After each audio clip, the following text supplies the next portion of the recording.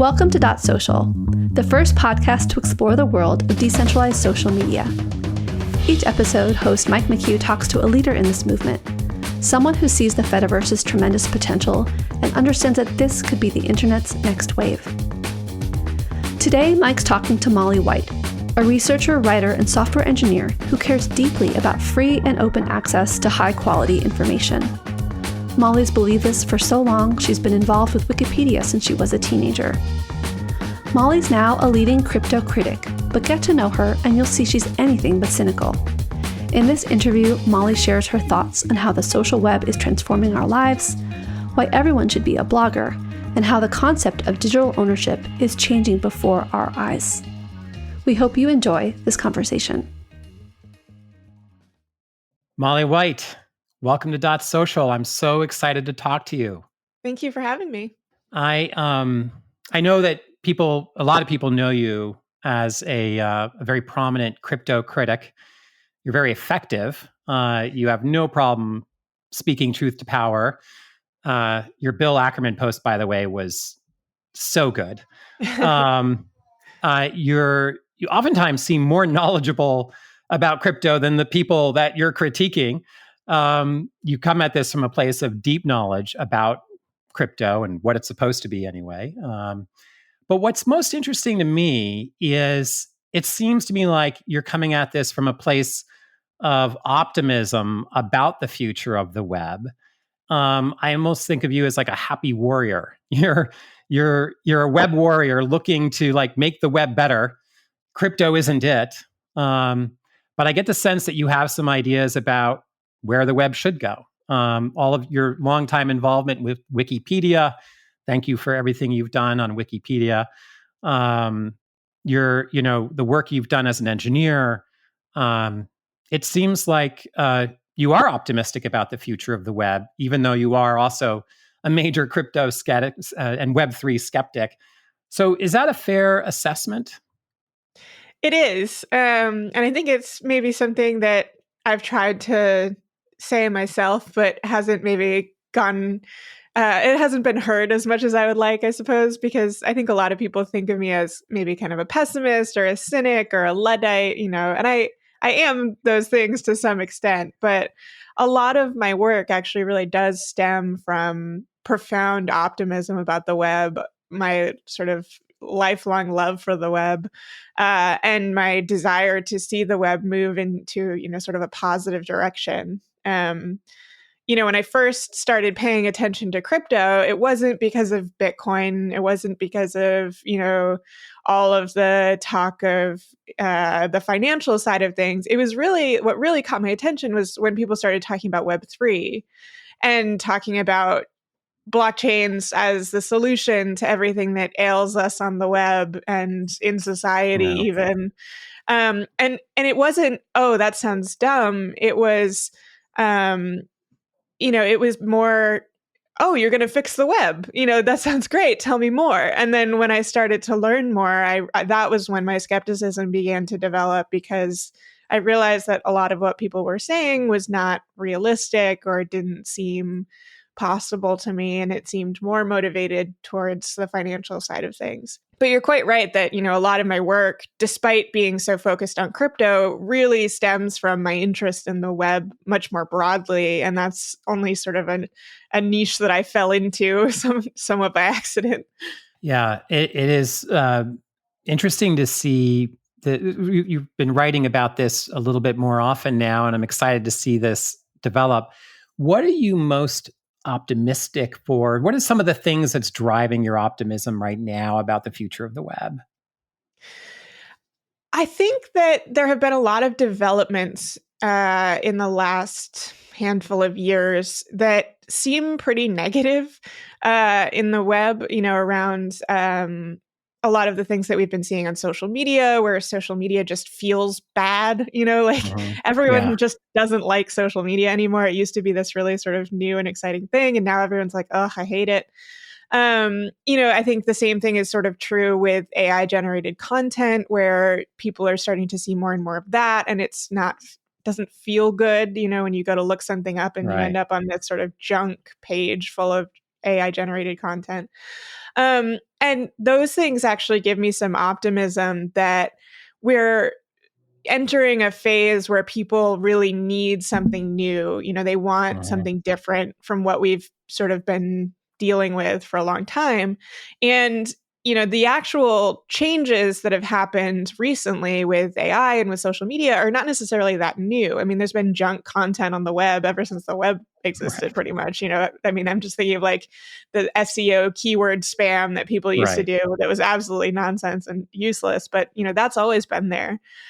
Social media has always had issues with, the quality of the posts that people are making, the incentives behind it and things like that.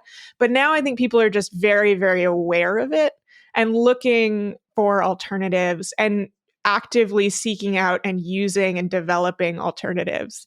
And, the developments that we've seen in just the past year or two in the, social media alternatives has been pretty enormous. I mean, there's been much more adoption of federated platforms like Mastodon.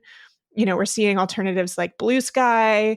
It seems like there's 100 social networks, which is frustrating in its own sense because you have to use 100 different social networks, but it means there's alternatives. It's not just everyone's on Twitter and Facebook and that's it. And I think that's great. And I think that, the same thing is going to be true when it comes to AI generated content, where people are going to start looking for that really human, authentic material. And that's going to create avenues for people to, successfully produce that type of material, which is really exciting. Right. I mean, if you really have something genuinely good to say, something interesting, something insightful, it's not the kind of stuff that you're going to see in an AI generated article. You're going to see it from people who really know what they're talking about, and those people will be more in demand. They might be harder to find through all the noise, but that's the thing that I think where social can help, right? Is if there are ways to curate great content creators and great content through social kinds of models, you could have a much more, interesting human web than what we've had in the past. Do you see, so how important in your view is social as it relates to the web? Sometimes, we talk about the Fediverse, sometimes it's the social web, sometimes we talk about a social graph being part of the web. How do you think about this? I think that social is inextricable from the web. I mean, the whole basis of the web is, hyperlinking and the ability to really sort of weave together a bunch of disparate pieces of, material, just HTML pages and things like that. And that is inherently social. That's not something you can really do without thinking of the people behind the pages that you're linking to and the types of relationships that you have. So I think the idea that there is a social web and then sort of a not social web is kind of a farce. There isn't really an anti-social web or just a completely siloed web page. I mean, you could publish a page to the web that has no links and, but that isn't really a meaningful. Yeah, it isn't really a meaningful part of the web, today. So I think social is, a fundamental part of the web. And it's just a question of, what kind of dynamics are in play there? What do, these different platforms enable? Can you comment and message? Is it that type of social interaction, or is it more of a, reader-publisher relationship? Those types of questions. But everything is social, I think. Yeah, I think that is a great point. And people were never really a part of the web in its early formation. It was documents linking to other documents. Obviously, people made those documents, but there wasn't the notion of like, there's this person and they're another node on the web and they're connecting to these other documents, right? And in a lot of ways, it feels like the opportunity to put that in place would be a game changer for the web, to actually formalize that. And that's kind of how I see ActivityPub and AT-Proto and some of these other approaches where there's a person who's actually publishing, a set of posts, and other people are subscribing to those posts, and that forms a social graph, which then further informs, what content people can discover. Mm-hmm. Yeah, I mean, I think there's some truth to that. I mean, I think there has always been sort of there is an identity behind everything on the web, and it's just a question of, how real that identity is. Is it an anonymous username? Is it an IP address versus, is it Joe Schmo who lives at this address?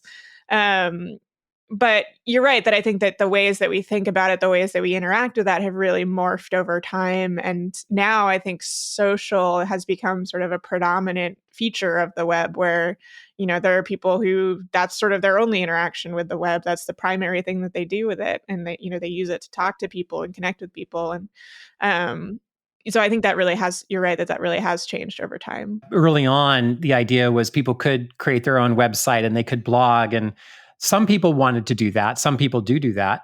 But interestingly, when you have an account on Twitter, you have an account on Facebook, you basically have a web page of sorts. You're publishing, right? It just so happens that you're not really posting on the web. You're posting in this more sort of walled garden world. And now we can make that actually be more like you're actually posting on the web. Yeah, that's something I've tried to I've tried to argue for a long time. Is I have this sort of strongly held belief that everyone is a blogger. And like I feel like the word blogger has become sort of like an insult over time, where it's like, oh, you're just a blogger, you're not a real writer. And it's like now people want to be Substackers, and I'm like, but you're just a blogger. That's what blogging is. And I think that's great. I think everyone should be a blogger, and if that means that you're, writing to your own web page, or you're publishing a Substack, or you're just tweeting, any sort of writing on the web, I think is essentially blogging, and I think that's great. I think blogging is like a really healthy activity for people, and it's something I think everyone should have a blog. This is my little blogging soapbox, but that's also one thing I've been really excited about. Is it feels like blogging is having a comeback to some extent, especially with platforms like Substack that really became popular. It's like everyone has a Substack now, and that means everyone's a blogger now. And I think there's a lot of value in that, to be able to sort of read people's sort of musings and thoughts without having to go through, the filter of an editor or publisher. Obviously there are trade-offs, but it's wonderful to be able to just read things right from the source. And I've been avidly following blogs for, 15, 20 years now. And so to see more and more of those suddenly springing up feels wonderful. Yeah. And, another thing I think is really interesting is, you posted your blog roll recently. So I get a chance to see the things that you're reading, not just writing, right? Which is also really cool. And that's it's, something that people do on Twitter. They'll post an article that they read. And, but what I love is that, there is this ability to, if you're not a writer, still, you might find something that you read and you were like, wow, this is really, I learned a lot from this, and you can post it, right? And now other people can benefit from that. And that helps sort through the AI gunk, right? It's not, if I look at your blog roll, there's no artificial generated stuff on there, right? It's all good quality content. Yeah, I really like that too, the blog roll, but also I've maintained like a reading list on my website for years now, where basically everything I read, I just add it to the reading list. And for one, it's great for me because I have an absolutely horrendous memory, and I'll find myself this is sort of where it came from. Is I would find myself thinking, oh, I read something like 2 months ago and it was about this topic, and I can't for the life of me think of what it was. And I find myself sort of searching through my browser history to try to find it, and I never did. And so now I use it as my own sort of like memo pad to be able to go back and find the things that I was reading about. But it's also a really wonderful way to sort of share what I'm reading with people, and that helps them understand what I'm thinking about. And then we have, shared conversations about things maybe we've both read. I can, write down my thoughts on something I've read without having to go to the trouble of doing a whole newsletter post about it or something. I can just dash it off and put it down. And I think there's a lot of value in that type of like social bookmarking, almost like public browser history type of tool. Yeah. Yeah, it's really great. And your site, mollywhite.net/feed, that feed I've noticed, you post there, and then those posts end up on Twitter, on Mastodon, Blue Sky. Mhm. I'm not sure if there's anything else. And this is using something I'm not sure a lot of people are familiar with, POSSE. Yes. So can you talk a bit about that? POSSE is an acronym for Post on Own Site, Syndicate Elsewhere. There are slight variations to it sometimes, but that's the general gist of it. And the idea is that instead of writing your, material on Twitter and just having it live in the sort of walled garden that is Twitter, you first write that content in a place that you control, a website that you fully Mhm. operate yourself and have total control over. And then you syndicate that post to anywhere else you might normally want to have your content. And so for me, it's Twitter, Mastodon, Blue Sky, but you could hook something up with just about any other software you wanted to.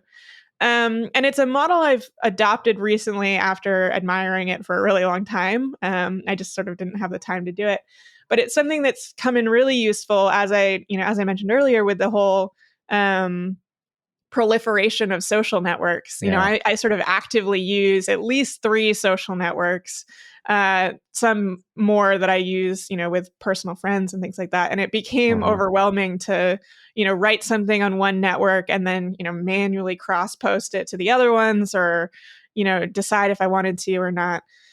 And so now I can just write it on my site, click a button, and it goes out to wherever I like to post my ideas. And Yeah. I still have the main copy of it on my website so that if, Twitter goes up in a ball of flames, like it seems likely to do, I don't lose the things that I wrote, when I was publishing there. So it's something that I've really enjoyed building out. And it also allows me to sort of build out the features that I wish those sites had, which has Right. been really enjoyable as well. So you built this yourself, or are you using a set of libraries to do this? How did you implement it? It's mostly stuff that I built myself. I'm using, like a JavaScript library for the rich text editor and stuff like that, but it's pretty much handmade with all the bugs to go along with it. That's pretty cool. And Uh-huh. are you using like a Twitter API to generate the post when you post it to Twitter? Yeah, there's a Twitter API, Mastodon API, and I think I'm using there's a Blue Sky client now that I'm using too. So, yeah. The conversations that then happen, presumably you're not seeing those conversations in one central place on your site. You go to the social networks to see all the replies and engage with people there.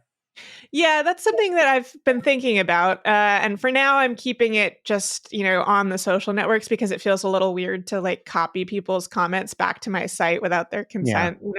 Uh-huh. But I do have support for web mentions in there so that if someone, blogs about a post that I, wrote about, then it notifies me and I can link to it or not. So I'm sort of working on how I want to integrate a little bit more of that interactivity into the site. But for now, I just link out to the Twitter posts and all the other posts. And then if people want to see any threads that came out from there, they can just go see it over on those sites. And then can people subscribe to your posts via RSS? They can, yes. I have like 4 different RSS feeds on my website, so people can sort of mix and match what they want to see. But yeah, it's all in an RSS feed. And so, how do you think about ActivityPub? As you've been experimenting with this, what's your take on ActivityPub? So I thought a lot about ActivityPub when I was writing this because part of me was thinking, oh, I should just, build in ActivityPub and then it will just itself become a part of, the federated web. And instead of like cross-posting to Mastodon, for example, I could just have the blog be a part of the Fediverse.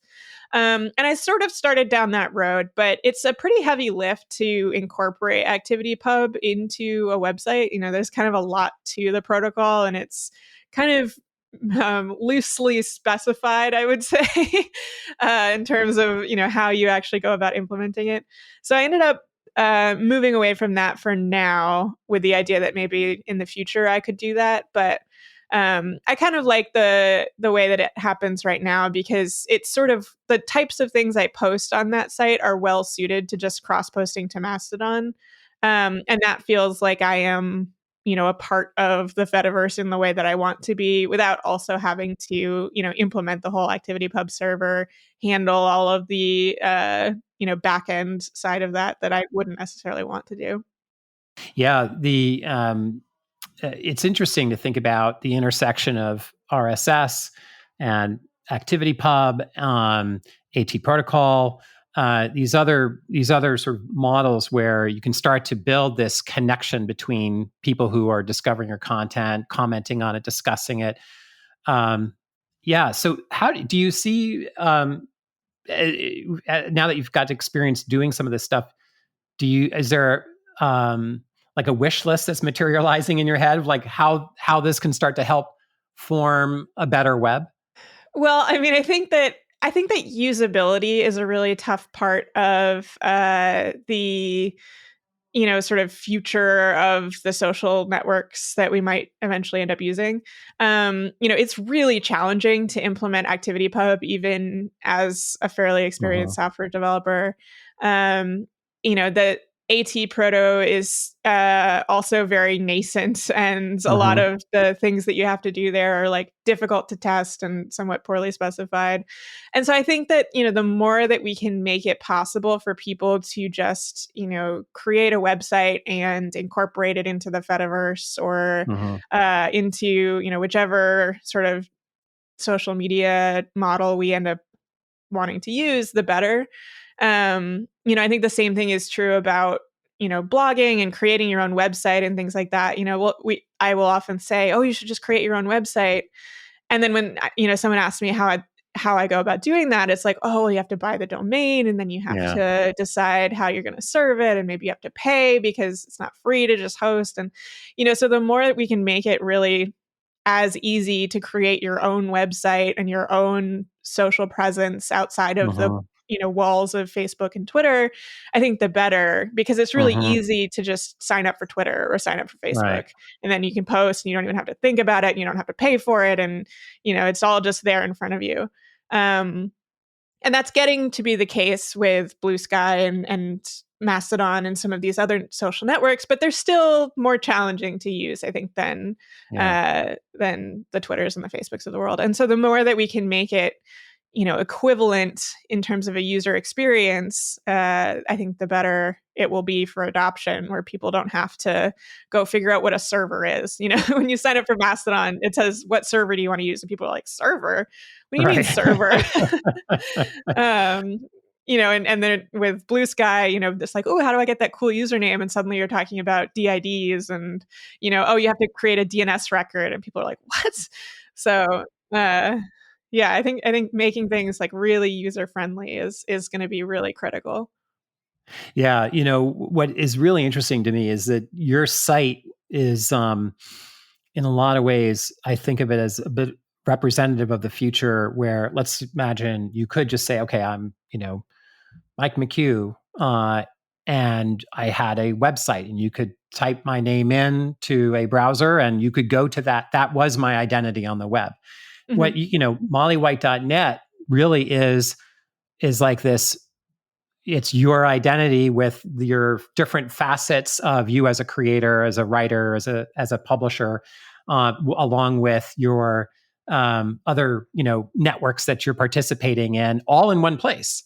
And that's really amazing. Like, today it can be very confusing when you search for somebody and you see, well, here's their Facebook profile and their Instagram profile and their LinkedIn profile. It's like, okay. And then there's people with similar names and, who's who and how do you pull all this together, right?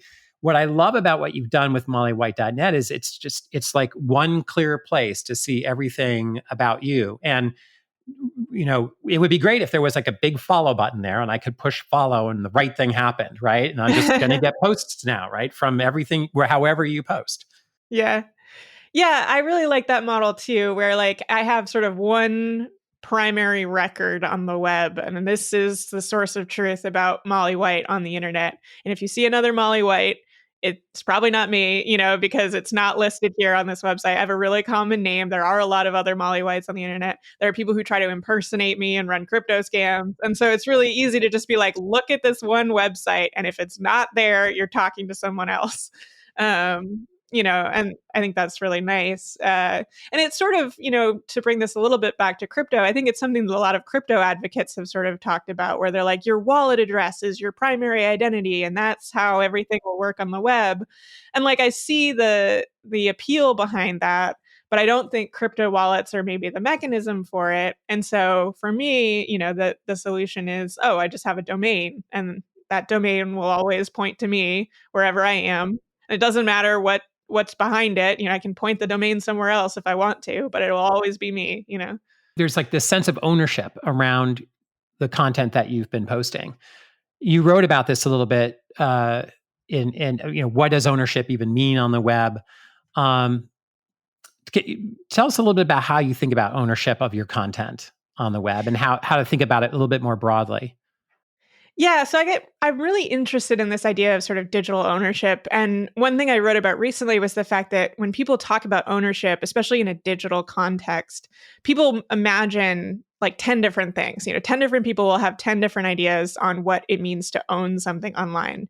For some people, it's all about copyright. For some people, it's about if they can sell the content that they've created. For some people, it's about the ability to, rescind that content if they ever wanted to. There's all these different ideas and sort of values that go into the word ownership. And so it's challenging to talk about it in the abstract when people are thinking about different things. But for me, I think, ownership is really, especially when it comes to the content that I write online, it's about, being able to share the content that I create under my own terms, and that could be, and often is for me, sharing it with a free license that allows people to reprint it if they want, because I care a lot about open access and free licenses and sort of the commons.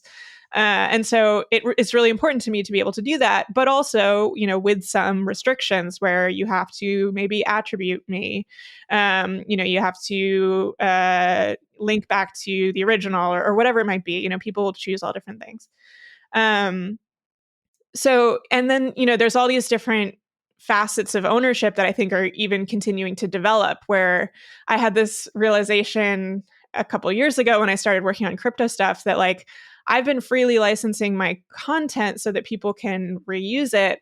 And that suddenly means that like someone could make an NFT out of a blog post that I wrote. And I don't know if I really like that, and now it's like, now there's a question of, okay, so now that I've, because I freely licensed my material, people can train an AI model on it. And it's like, oh God. boy, Right. I don't know how I feel about that either. And so, Right. we're starting to get into this,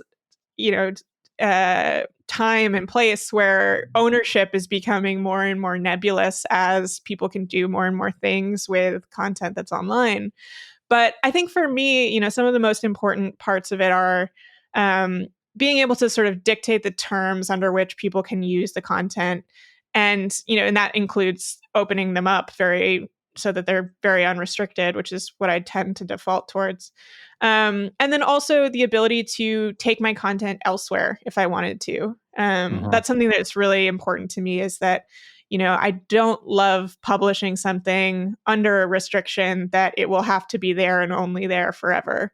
I do it once in a while. Like if I write a freelance article for a newspaper, usually there's some clause that I can't just go and then republish that same thing in my newsletter, for example, because that undermines their business. But for the most part, I like to be able to, keep control of the stuff that I write so that I can, if someday I want to up and leave wherever I am, I can do that. And so in the piece that I wrote recently, I talk about that as like digital sovereignty, the ability to just go somewhere else. And I think that's really key. Yeah. And you did that recently with Substack, right? Right. You left Substack.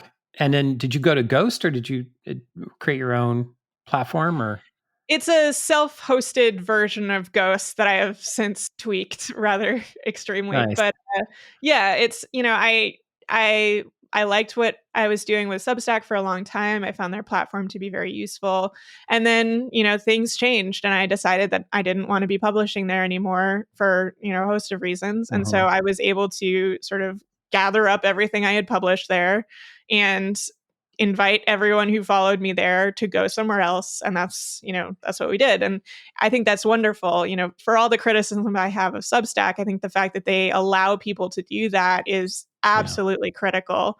I think every platform should, to the greatest extent possible, allow for that, even though I understand that, there are a lot of forces, economic forces, and business strategies that really encourage people to create these walled gardens that you can't leave.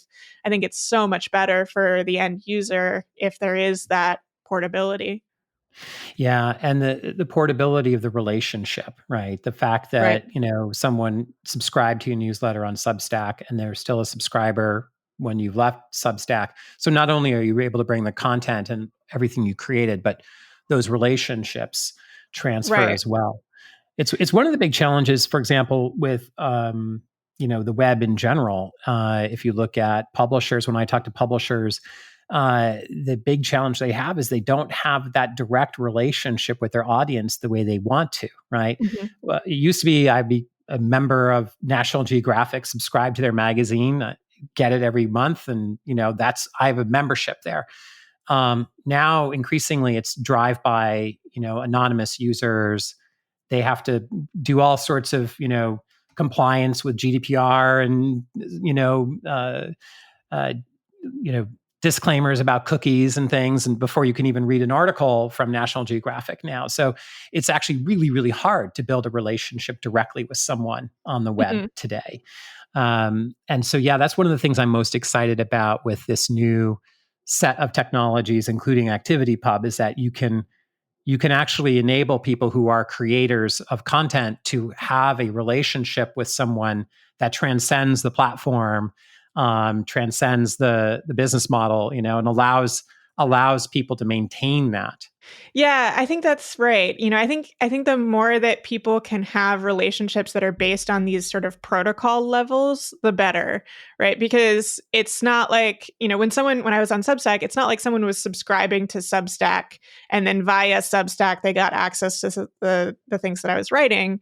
When they entered their email address, that sort of, I got their email address and I got the permission, me, Molly White, to send my writing to them. And so when I left Substack, it was easy because it wasn't me having to convince Substack to give me the stuff that they didn't want to give me, because then I would leave. And so the more that people can do that, whether it's, the email level or, using federated protocols, so that you can just move somewhere else, I think that's the best possible scenario, because it allows for that relationship that's, between you and me. It's not between you and the platform and then the platform and me. Right. And it makes things so much better. Just around the anonymity thing too, is I think there is actually a lot of value to allow people to define the kind of relationship that they want to have with you, because sometimes people don't want to have that kind of one-on-one relationship. And I think it's actually a value of the web, not a detriment, that people are able to have that sort of drive-by relationship where they can read something without signing in or without, consenting to having all sorts of cookies added to their browser session. And so that's something I've also tried to cultivate, where, if you want to read my writing, you can always just, visit the website or subscribe on RSS, and I won't drop any cookies on your page. I won't, demand your email before you can read what I have to say. You don't have to pay anything. You can just do it that way. But, if you want to support my work financially, or if you want to receive my writing in your inbox, you can always decide to do that too. And that's, I love that, that, people can sort of take what they want and define the relationship that they want. When you think about, how the web eventually, as it develops further from a business model point of view, how are people able to be subsidized as creators? How does the web evolve, from a economic point of view? Do you have thoughts about that?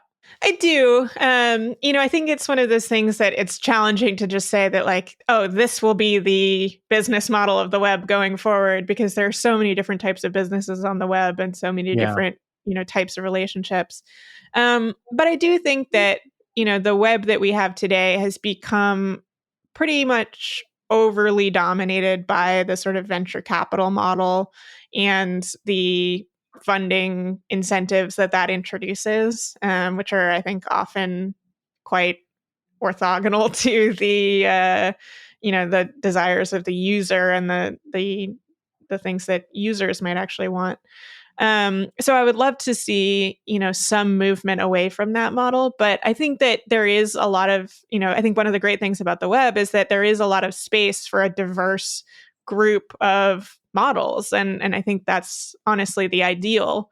You can have the types of, I have the sort of patron, I guess, approach where people, decide they want to support my work or not. And I think that works really well for me, but for some people it doesn't. And so they decide to go with, advertising, or they decide to go work for a company that, pays them through their own, model. I also think that there should be more public funding of the web, and different types of things that happen on the web, like news, for example, I think really needs more public funding. I would love to see, more treatment of the web as sort of basic infrastructure and sort of a basic right also that, people should be afforded, because I think we've moved along past the days where having internet access was, an option, but not a necessity. So, I think that we really need to sort of shift to the times and, acknowledge that people need access to the web. They need access to services on the web that should be funded through, public funding and not necessarily profit-driven business models, nonprofits and different things like that. Co-ops. I love the idea of co-ops on the web. So, I think there is, like I said, a lot of space for different models, but definitely room for improvement. I sometimes wish for a ActivityPub version of Patreon. I support a bunch of creators on Patreon. It's great. I love being able to support them, and I get access to, additional content that they post. But you have to go to Patreon to go see it. It's, it's not showing up in Mastodon. It's not showing up in the place where I normally consume my content. And so, in some ways, I think the Patreon model is a really great one. And, pairing that up with an ability to build these these open relationships with users who are able to, stay in touch with that creator through, whatever it is that, however they're consuming their content feeds. Mm-hmm. Yeah, no, I think that's absolutely right. And I think that there are ways to do that, but I think that today it's very much, you have to be a software engineer to do it, or you have to have at least some degree of programming experience to then, hook that up yourself. And most people just don't have that, or they don't have the time and desire to maintain a very sensitive, piece of financial software. And so it would be great, I think, like you said, to see something come out where that's more plug and play and you can just set it up without needing to go write some code or, maintain something.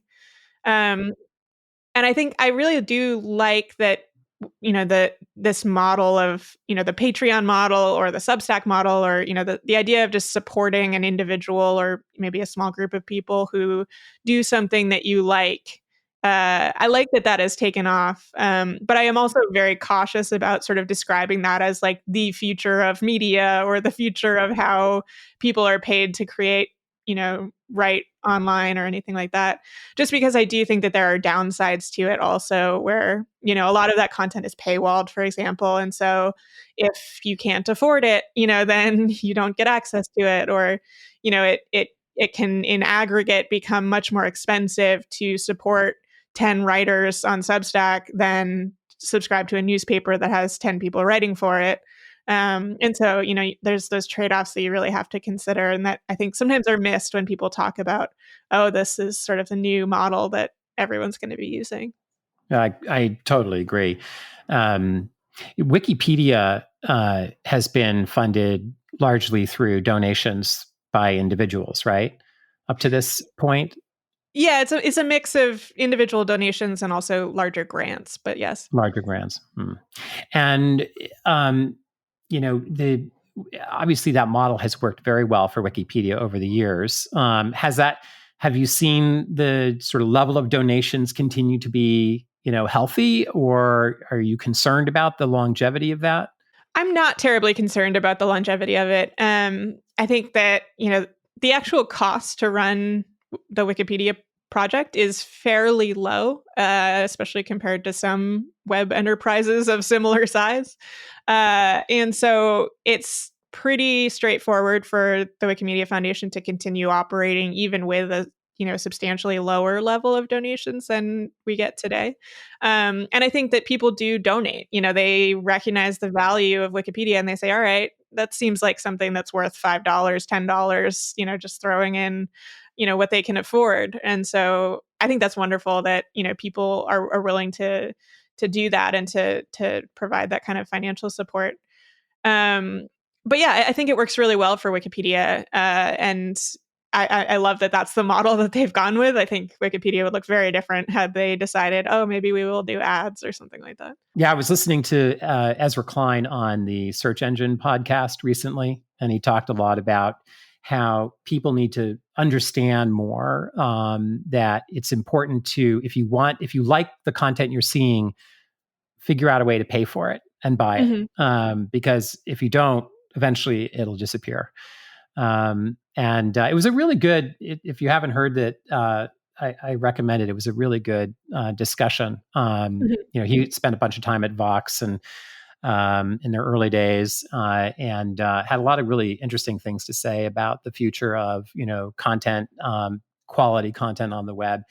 And I do think that making it easy for people to actually support the content and to support the people who are making great content on the web is fundamental to figuring out a way to get this to happen. And as you said, also making it easy to form those connections. And you shouldn't have to be an engineer to figure out how to post your content in lots of different places and right. Reach the maximum number of people who are interested in your stuff, right? That is really, important. So do you see any projects on the horizon that hold that promise? Yeah, I mean, I think there are a lot of sort of indie web projects that are trying to do things like this. I've seen people developing plugins that will post, your WordPress blog to the Fediverse or something like that. And it's pretty straightforward to just download the plugin and write your WordPress blog, which is also meant for people who are not super technical. And I think that, there is some acknowledgement among the people who are developing software for these types of projects that it isn't user friendly these days. And I think that alone is progress. I saw a blog post recently that was like, as soon as you're telling someone to type in npm install, you've gone too far. That is just not the level that we're looking for here. And I thought that was really, accurate. As they're like, okay, we realize that this is asking a lot of people. But yeah, I mean, I think Blue Sky is a really interesting example of, trying to sort of straddle the line between, federation and this very open protocol, but also make it a little bit like Twitter, so that it's recognizable to people who've used Twitter for 10 years. And, if you just want to sign up, you can use the @bsky, you can just log in and it looks pretty similar and you can follow people. And then, as time goes on, hopefully they will continue along the mission of, federating and allowing for composable, content moderation and all the things that they've described in their roadmap, while keeping that level of, user friendliness. And so I'm optimistic about Blue Sky just in that sense, that they seem to really recognize some of the pitfalls that, for example, Mastodon has been struggling with. I think Mastodon, and the sort of ActivityPub community is also realizing as well that, user friendliness is not a nice to have. It's sort of a must have feature. It feels a lot like the early days of the web when things were still pretty, techy and not totally together. I do think that there are a lot of projects underway to make the Fediverse and the concept of the social web much more user-friendly. But it also is clear to me that people are still trying to figure it out. Like the pieces haven't, it's not like everything's all kind of connected in people's heads yet in terms of how it should all look. It's very exciting. It's a very sort of formative time right now. I agree. Yeah, that's partly why I get so excited about this stuff is it feels like, even though the web has been around for decades now, we're still figuring it out. We're still trying to decide what the best ways of doing things are. And I think that's exciting that, there's still that opportunity for that type of innovation to happen as needs change and as new technologies emerge and things like that. But I also, one thing that I love about this time and place is that compared to 20 years ago, even 10 years ago, it's becoming so much easier and also so much cheaper for people to experiment and just try things out. And, there are projects like Glitch, for example, where you can just go create a website pretty easily, and it's pretty quick and it's free and you can just go play around with stuff. And, when I'm remembering back to when I first got interested in building websites. It's like, oh man, I guess I need Dreamweaver and maybe I need a, physical piece of metal to like plug into the wall and that will host my website, And so now with, cloud services and different things like that, it's really cool that it's becoming more and more accessible for people to just play around, try things out, tinker. Yeah. And as you said at the beginning, now there's an incentive to try new ideas out because a lot of where we've landed on the web is so problematic. I think, November a year ago, it was very clear to a lot of people on Twitter that this was not a good situation. They didn't want to continue to support what was happening on Twitter, and they looked for alternatives. And they're really, had you talked to anyone prior to that, like, hey, here's a really interesting idea, a completely new open version of Twitter, people would be like, why would I need that? Yeah. Now at least there's a need. Now at least people are like, oh, an alternative to Twitter? Cool. They still don't necessarily know what open means or why that's beneficial to them. I think that's one of the things that is so fantastic about your writing is that you're helping to educate people why this stuff matters. And that's so important because I think the more we understand these first principles and inhabit those, the better the future of the web will be. I certainly hope so. That's definitely one of my goals. So I'm glad to hear you think it's been effective.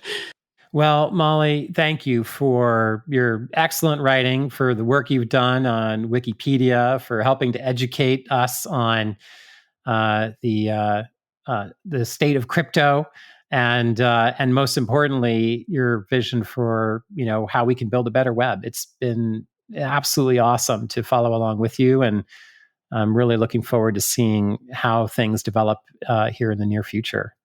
Yeah, well, thank you for having me. It's been great talking about it. Well, thanks so much for listening. You can find everything Molly's posting via her website at mollywhite.net/feed. You can follow Mike on Mastodon at mike@flipboard.social and at mike@flipboard.com. Big thank you to our editors, Rosanna Caban and Anne Lay. To learn more about what Flipboard's doing in the Fediverse, sign up via the link in this show's notes. Until next time, we'll see you in the Fediverse.